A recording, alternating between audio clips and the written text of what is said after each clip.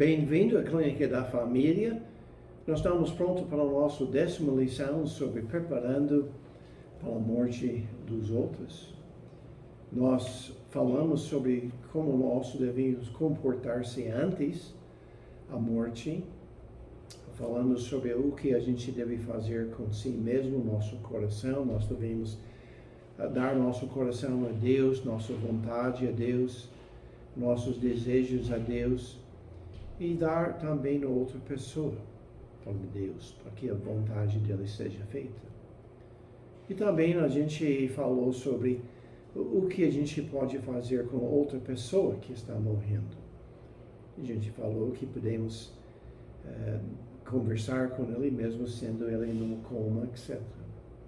Esses foram os primeiros 3 lições que a gente tocou nesses assuntos. Depois a gente falou sobre o que a gente podemos fazer durante a morte de alguém. Essas foram lições 4 a 7. E como a gente pode ajudar pessoas. Tirar o foco da pessoa que está sofrendo e colocar o foco sobre a pessoa que morreu. No sentido, lembrar os bons tempos, o que a gente pode lembrar dessa pessoa. Dar conforto às pessoas, falando sobre as promessas de Deus. Como a gente pode honrar Deus. A gente falou sobre essas coisas. E a gente tinha uma lição 8, sobre o que nós podemos fazer depois o velório.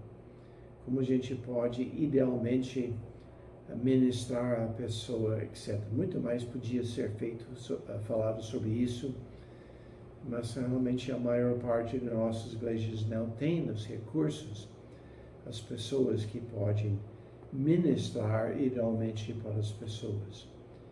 Mas a gente deve considerar esse ponto.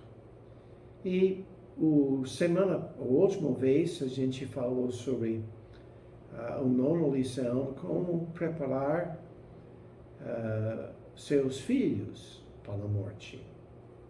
E nós tratamos 3 dos 6, os 6 de 12 perguntas que às vezes as crianças têm. E a gente deu uma resposta. A gente deu a resposta sobre por que o avô teve de morrer.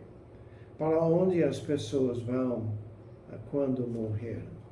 A gente respondeu a pergunta, por que uma pessoa boa, como a avó, morreu, mas não uma pessoa má, como fulano, vive? 4ª pergunta, morrer dói? 5º, quando alguém morre, ele está sendo punido?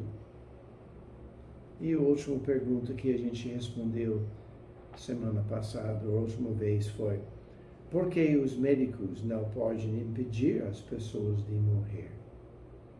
Então, hoje, nessa lição, a gente quer falar sobre os últimos 3 perguntas que muitas vezes as crianças fazem e como a gente podia responder eles. Vamos orar. Nosso Deus, a morte é difícil para nós como adultos e é muito difícil para as crianças. Às vezes eles não entendem, eles não têm compreensão. Tem muitas perguntas, muitos medos. E ajuda-nos de ajudar os pais para saber como eles podem ajudar os filhos nesta época de tristeza. Pedimos tudo isso em nome de Jesus. Amém. Então, nós queremos continuar as perguntas que às vezes as crianças fazem. E a 7ª pergunta é: a morte é como dormir? A criança está vendo aquele corpo deitado no caixão e parece tão tranquilo, e ele tem a ideia que a morte é apenas dormindo. E algumas pessoas acham, é assim mesmo, eles têm a ideia que a alma dorme dentro do corpo até a ressurreição. Essa não é a verdade. E nós devemos explicar para nossas crianças que não, realmente o corpo está à paz e parece que o corpo está dormindo. Mas a verdade é que a pessoa é ainda viva. Se ele aceitou Cristo, ele está com Deus, regozijando-se, não tem mais dor, não tem mais problemas, dificuldades. Ele está num lugar muito bom. Ele não está dormindo, ele está regozijando-se com Deus. Então, ele não é dormindo. Quer dizer, tem vida após a morte que nós devemos passar para nossos filhos. A oitava pergunta é: por que as crianças morrem? Bem, a criança não morre por causa de idade, não morre por causa de a fraqueza de corpo. Ele não morre porque é gasto. Sim, a criança, como o velho, às vezes morre por causa de doenças. Todo mundo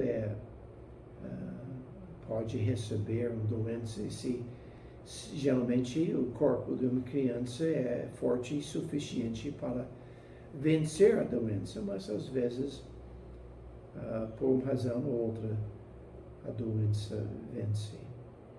E também a criança pode morrer por causa de um acidente. Pode cair, pode ser atropelado, ele pode afogar. Então, crianças morrer é uma parte da vida. E nós devemos passar para nossas crianças que a vida é insegura nesse sentido, que crianças também morrem. E esse leva a pergunta 9, que diz, a criança pergunta: quanto tempo vou viver? Ele está preocupado. Ele reconhece que a morte é uma realidade. Principalmente quando alguém morre em que ele está bem ligado com essa pessoa, um colega, talvez uma outra criança, e ele preocupa com sua vida. Ixi, quando eu vou morrer?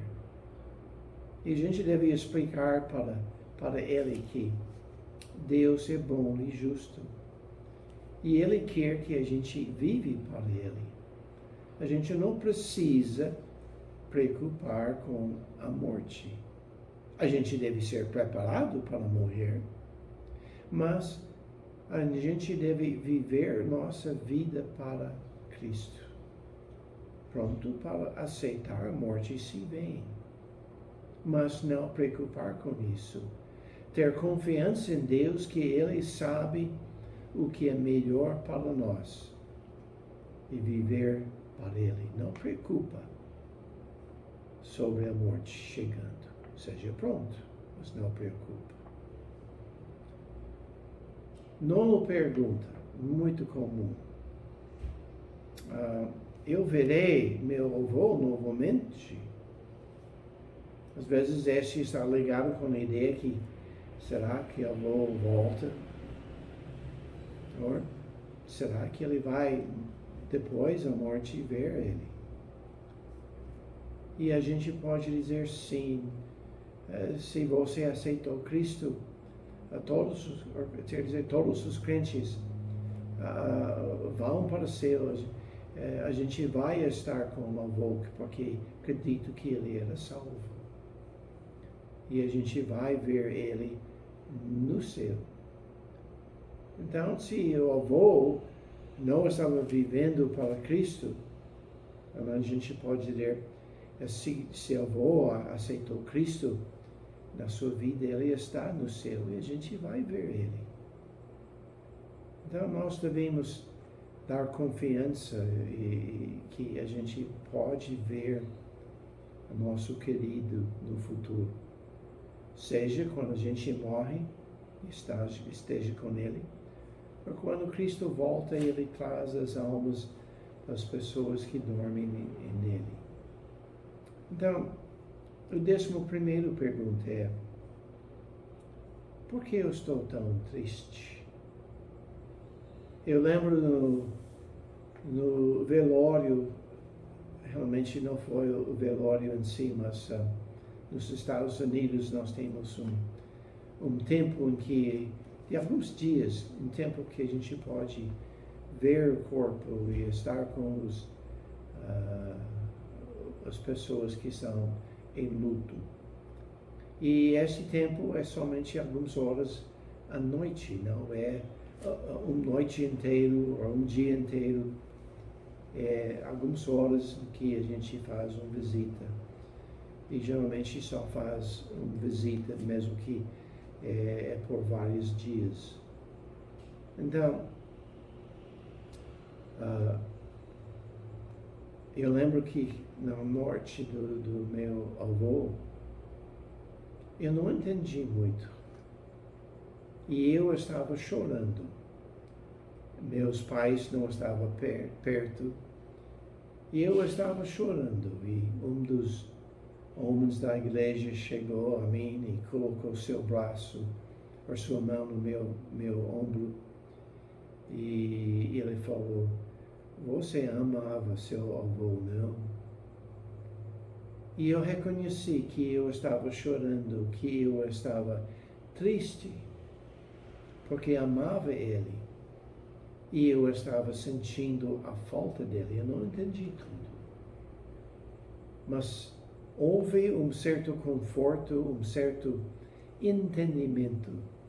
Eu amava meu avô.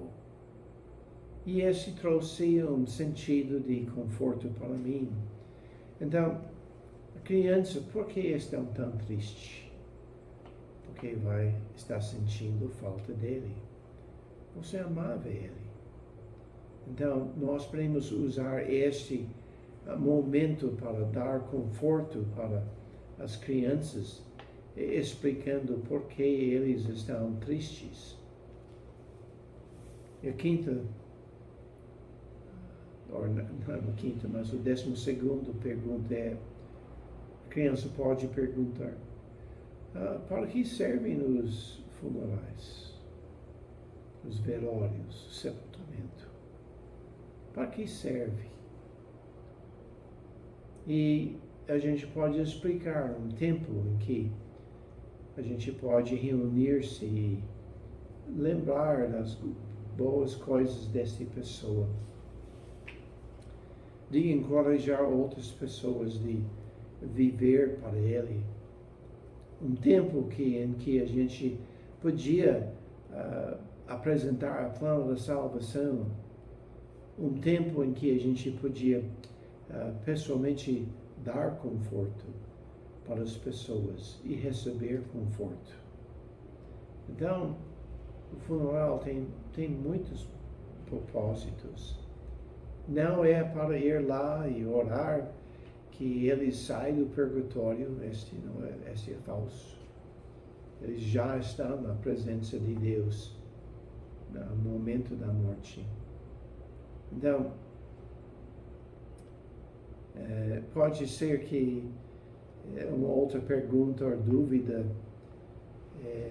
criança querendo saber se avô foi para o inferno. Um jovem pode fazer isso. Ele não viveu para Cristo, ele era um bêbado, isso. Para mim, a melhor questão é se ele aceitou Cristo, ele está no céu. Pode ser que ele fez isso na última parte da sua vida, ou mais cedo, a gente não sabe. Mas Deus é justo, Deus é amoroso, ele vai fazer o certo. Então, a gente deve estar pronto para ajudar as crianças em vista do luto. Eu quero dar mais 4 sugestões aqui. Não proíbe seu filho de aproximar o caixão. Se a gente, não, a gente pode criar receio, medo na criança acerca da morte. A morte para o crente deve ser um tempo de regozijo que Cristo está no céu. E eu tinha ido para muitos cultos, velórios, onde tinha culto. E a gente foi animado, a gente foi feliz por causa da vida da pessoa. Então, proíbe a criança aproximar a caixão. E você pode apenas falar, parece que está bem tranquilo, não? Então, outra sugestão é conversa com a criança acerca da morte. Não deixa tudo voando para ele, porque a gente está aqui, porque todo mundo parece triste, porque algumas pessoas estão chorando tanto, porque o clima é tão pesado. Conversa com ele, explica, passa para ele as verdades de Deus. Terceira coisa é que reconhece as emoções da criança. Se ele está triste, tudo bem. Se ele tem dúvidas, responde. Mas não castigue ele porque ele é triste, desanimado, duvidando. Deixe ele sentir essas coisas. Nós vamos ter uma oportunidade de falar com ele. Deve tomar tempo para falar com ele, resolvendo suas perguntas e tudo isso. Mas não, você não deve chorar isso e aquilo. Dá conforto. Você lembra a vez que a avó fez isso? Você lembra os bons tempos? E ajuda a criança de lembrar do passado, as coisas boas. E deixa ele focalizar sobre isso e não sua própria tristeza. E a última coisa, não esconde suas emoções. Não finge que é feliz quando está triste. Não finge que está triste porque você acha que deve ser triste. A criança pega esse facilmente. Ele sabe nossas emoções. Ele pode ler o nosso rosto. Ele percebe o clima. Então, se é triste, deixe ele saber que está triste. Deixe ele participar junto com você. Seja honesto com ele. Mas, se é possível, use este tempo para a honra e glória de Deus. No próximo vez, a gente vai responder algumas perguntas que os pais têm acerca dos seus filhos. A gente já falou sobre 12 perguntas que crianças têm sobre a morte. Vamos orar. Nosso Deus, ajuda-nos a ser preparado para a morte das outras pessoas. Ajuda-nos a ser uma benção, uma ajuda para pessoas em luta. Também para nossos filhos, ajuda-nos a preparar eles, de explicar as coisas para eles, de responder suas perguntas. Pedimos a tua bênção sobre essas ideias. Pedimos tudo isso em nome de Jesus. Amém. Até a próxima vez. Deus te abençoe.